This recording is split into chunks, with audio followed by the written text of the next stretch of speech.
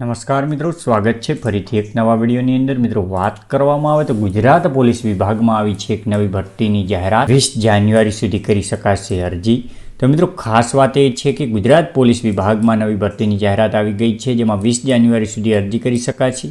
તો મિત્રો આ પોલીસ વિભાગમાં ભરતી તો છે, પણ કયા ડિપાર્ટમેન્ટમાં ભરતી છે, કેટલી જગ્યાઓ છે, અરજી ઓનલાઈન કરવાની છે, કેવી રીતે અરજી થશે અને શું છે ભરતીનો સમગ્ર જે વિગતવાર માહિતી આપણે મેળવીશું આગળ વિડીયોમાં। એની પહેલાં ચેનલ પર નવા હોય તો ચેનલને સબસ્ક્રાઈબ કરી લેવી, જેથી કરીને આવનારા વિડીયોની નોટિફિકેશન સૌથી પહેલાં મેળવી શકો। તો વાત કરીએ ગુજરાત પોલીસ વિભાગમાં આવેલી ભરતી વિશેની આગળ વિડીયોમાં। એની પહેલાં ડિસ્ક્રિપ્શનમાં ટેલિગ્રામ ચેનલની લિંક આપેલી છે, ત્યાં જઈ અને તમે ટેલિગ્રામ ચેનલ જોઈન કરી શકો છો, જેથી કરીને આવનારી તમામ ભરતીઓ, પીડીએફઓ, જીકે, કરંટ અફેર્સ જેમાં રોજબરોજની ક્વિઝ માટે તમે અંદરથી ભાગ લઈ શકો છો। તો વાત કરીએ ગુજરાત પોલીસ વિભાગમાં આવેલી ભરતી વિશેની આગળ વિડીયોમાં। તો મિત્રો તમે અહીંયા જોઈ શકો છો, ગુજરાત રાજ્ય પોલીસ આવાસ નિગમ લિમિટેડ ગાંધીનગર દ્વારા આ ભરતીની જાહેરાત છે, જે ગુજરાત પોલીસ રાજ્ય પોલીસ આવાસ નિગમ લિમિટેડમાં ભરતી છે, જેમાં એપ્રેન્ટિસ ઇજનેર, સિવિલ વિદ્યુત તથા એપ્રેન્ટિસ બિનતાંત્રિકની ભરતી કરવા અંગેની આ જાહેરાત આવી છે, જેની અંદર તમે જોઈ શકો છો ગુજરાત રાજ્ય પોલીસ આવાસ નિગમ બાંધકામને લગત કામગીરી કરે છે।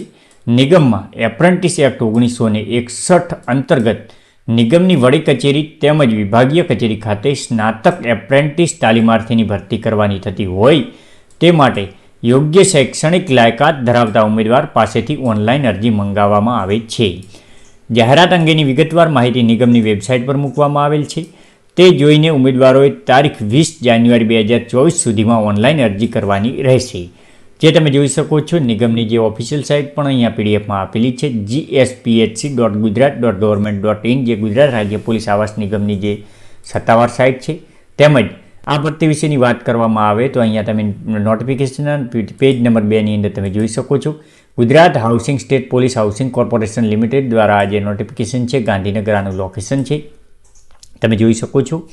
આ ભરતીની અંદર જે અરજી છે તેની અંદર સૌપ્રથમ વાત કરવામાં આવે તો કુલ 3 અલગ અલગ ક્રમની અંદર એપ્રેન્ટિસ, જે ગ્રેજ્યુએશન એપ્રેન્ટિસની આ ભરતી છે, જેમાં અલગ અલગ વિભાગની વાત કરવામાં આવે તો સિવિલ એન્જિનિયરિંગ, ઇલેક્ટ્રિક એન્જિનિયરિંગ અને જનરલની 3 જગ્યાઓ છે, જેમાં બીઈ જે સિવિલ એન્જિનિયરિંગ માટે બીઈ બીટેચ કરેલ જે ઉમેદવાર હોય સિવિલની અંદર, જેમનું પાસિંગ વર્ષ 2022 અથવા 23 સુધી કરેલું હોય, તેમને 9,000 રૂપિયા સ્ટાઇપેન્ડ તરીકે એપ્રેન્ટિસનો પગાર મળશે અને કુલ પોસ્ટો છે 60।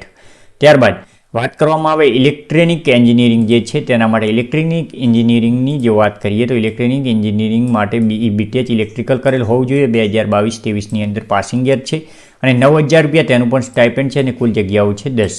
ત્યારબાદ જે જનરલની વાત છે તેની અંદર બીસીએ બીકોમવાળા અરજી કરી શકે છે, 2022-23 જે પાસિંગ યર અને 9,000 સ્ટાઇપેન્ડ અને તેની જગ્યાઓ કુલ 20 છે, એટલે કે કુલ 90 જગ્યાઓ ઉપર ગુજરાત હાઉસિંગ બોર્ડ દ્વારા પોલીસ વિભાગની અંદર આ ભરતી છે। ગુજરાત રાજ્ય પોલીસ આવાસ નિગમની અંદર જે 90 જગ્યાઓ માટે એપ્રેન્ટિસની પોસ્ટ માટે આ ભરતીની જાહેરાત છે। ખાસ મિત્રો જોવાનું રહેશે કે એપ્રેન્ટિસની પોસ્ટ છે અને ગુજરાત પોલીસ વિભાગની અંદર 90 જગ્યાઓ માટે આ ભરતીની જે છે જાહેરાત, જેની અંદર એપ્રેન્ટિસના જે સમયગાળાની વાત કરવામાં આવે તો 18 મહિના તમે અહીંયા જોઈ શકો છો। 18 મહિના માટે જે સામાન્ય મુખ્યત્વે 11 મહિના હોતા હોય છે, પરંતુ અહીંયા તમે 18 મહિના લખેલું છે। 18 મહિના સુધી એપ્રેન્ટિસનો જે સમયગાળો રહેશે।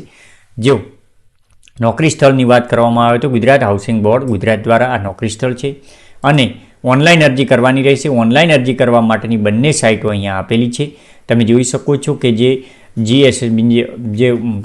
GSPHC ગુજરાત પોલીસ આવાસ નિગમની સત્તાવાર સાઇટ તેમજ અન્ય જે બંને સાઇટો અહીંયા અરજી કરવા માટે આપેલી છે। ત્યારબાદ જે આની છેલ્લી તારીખ છે તે 20 જાન્યુઆરી 2024 સુધી તમે અરજી કરી શકો છો। તો આવી જ નોકરી વિશે એક માહિતી મેળવવા માટે ચેનલને સબસ્ક્રાઈબ કરી લેવી, જેથી કરીને આવનારા વિડીયોની નોટિફિકેશન સૌથી પહેલાં મળી રહે।